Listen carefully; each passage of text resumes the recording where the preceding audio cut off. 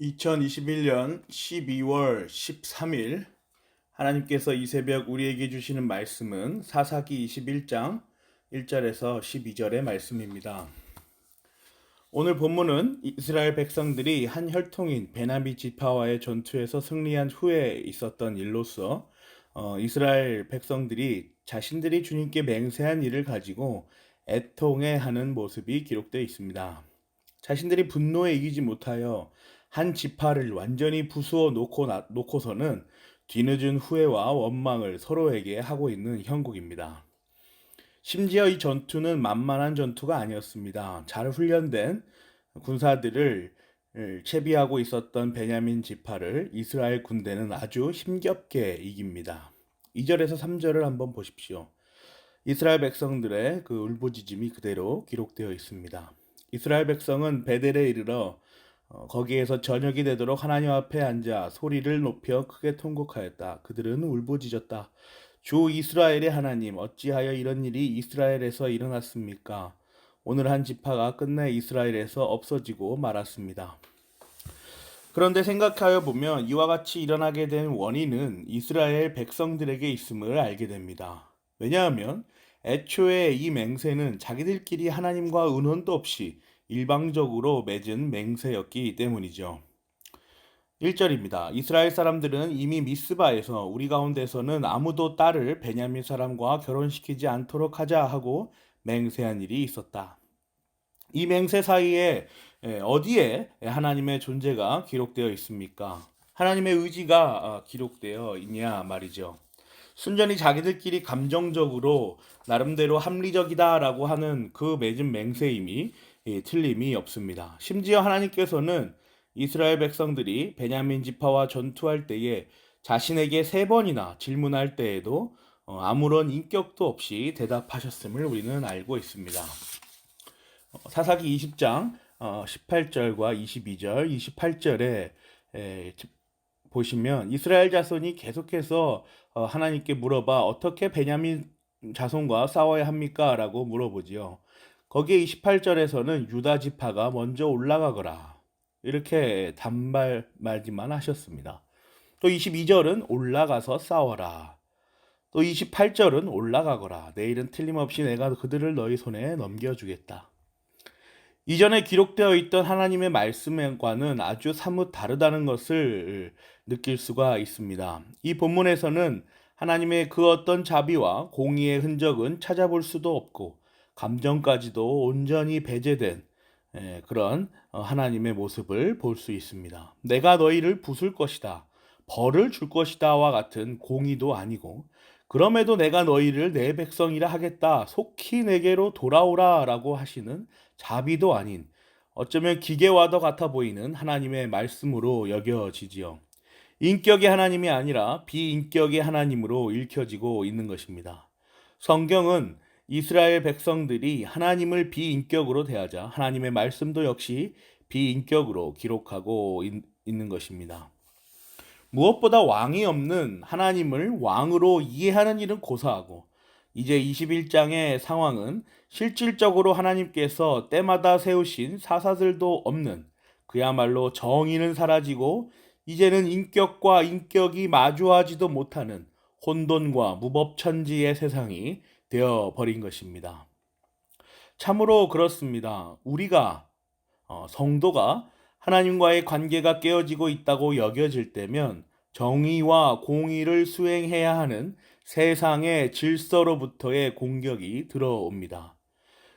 지난 세월 동안 교회의 역사가 그 사실을 아주 잘 알려주고 있지요. 중세교회를 한번 떠올려 보십시오. 그럴 때에 우리는 깨어 있어서 하나님과의 회복을 최우선으로 삼고 하나씩 풀어나가야 합니다. 세상을 붙들고 내가 옳다, 내가 바르다를 주장하는 것은 우리 성도에게는 아무 의미 없는 행동입니다. 하나님과의 관계를 통하여서 세상과 화해하고 회상과 소통하는 법을 배워야 하는 것이 순서인 것이죠. 그나마 이스라엘 백성들에게 보여지는 감사한 부분은 이들은 하나님 앞에서 통곡하고 애통해야 할 줄 아는 자들이었다는 것입니다. 적어도 하나님의 존재 자체에 대한 지식은 이들이 가지고 있었음을 우리는 말씀을 통해서 알 수 있습니다.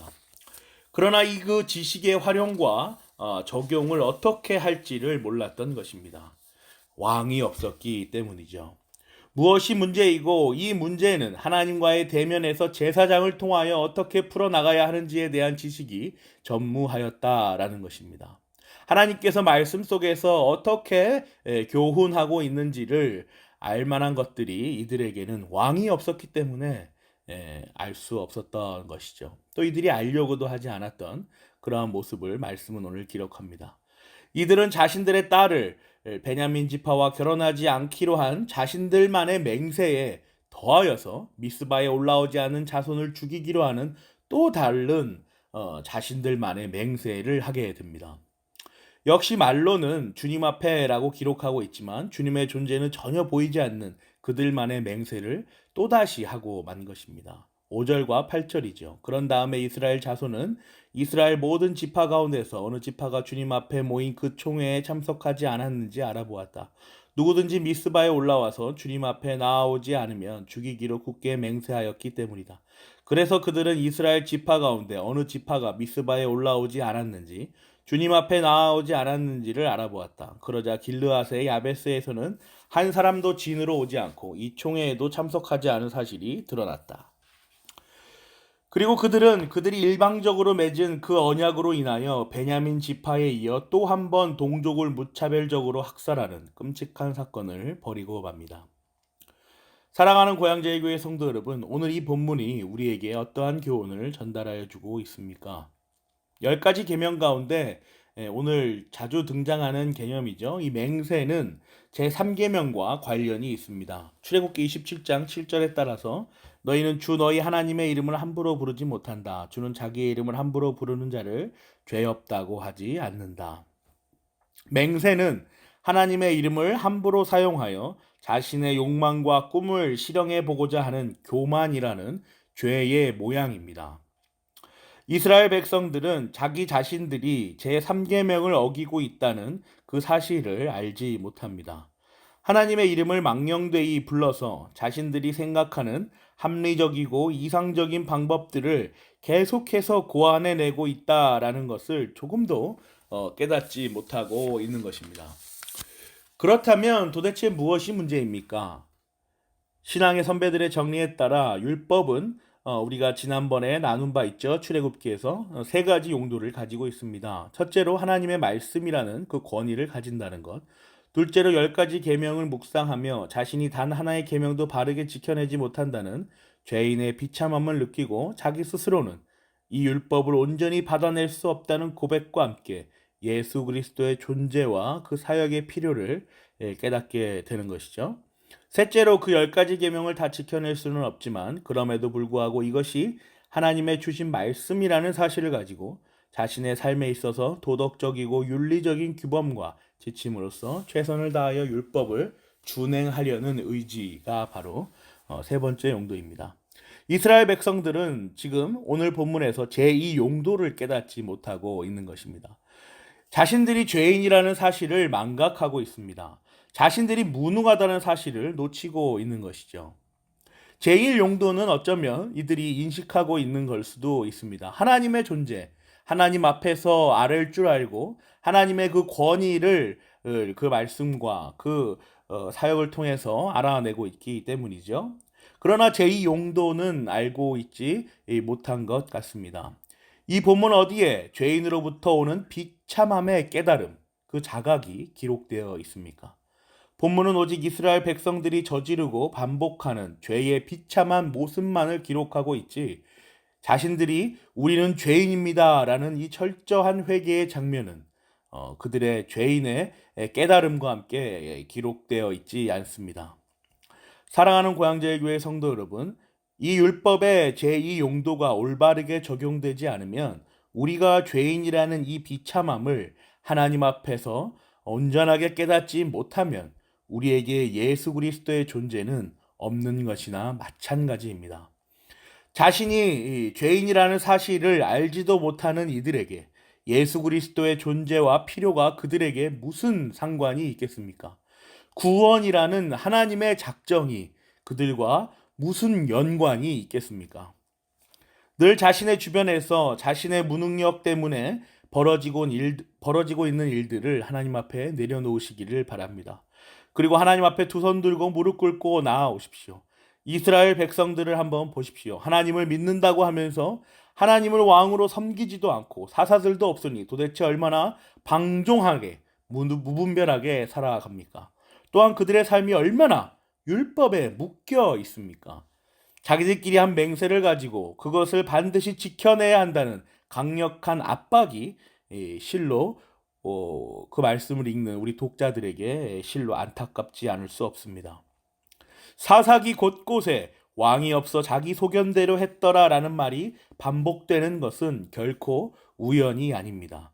왕이 없으니 하나님을 왕으로 섬기지 않으니 율법을 통하여 그 왕을 바라볼 수 없는 것입니다. 율법은 절대로 속박이 아닙니다. 제한하는 것도 아닙니다. 성도를 묶어놓기 위함도 아닙니다. 율법을 통하여 왕이신 그리스도를 보아야 합니다. 율법을 통하여 자유와 진리와 유일한 그 길을 우리는 성도로서 보아야 합니다. 우리 고향제일교회가 왕이 없기 때문에 생기는 율법의 속박과 제한과 답답함이 아니라 왕이 있음으로 해서 하나님을 바르게 섬김으로 해서 그 왕의 주권적인 통치로 인하여 누리는 그 자유를 그리스도로부터 오는 그 해방을 만끽하시기를 간절히 기도합니다. 우리는 피조물입니다. 피조물은 반드시 창조주께 순종해야 하며 그 흔적을 쫓아 나아가야 합니다. 그것이 창조의 질서이지요. 그 흔적은 바로 하나님께서 우리에게 계시하여 주신 말씀, 곧 성경입니다. 말씀을 통하여 죄인임을 깨닫고 예수 그리스도를 바라며 소망하는 우리가 되기를 간절히 기도합니다. 아멘.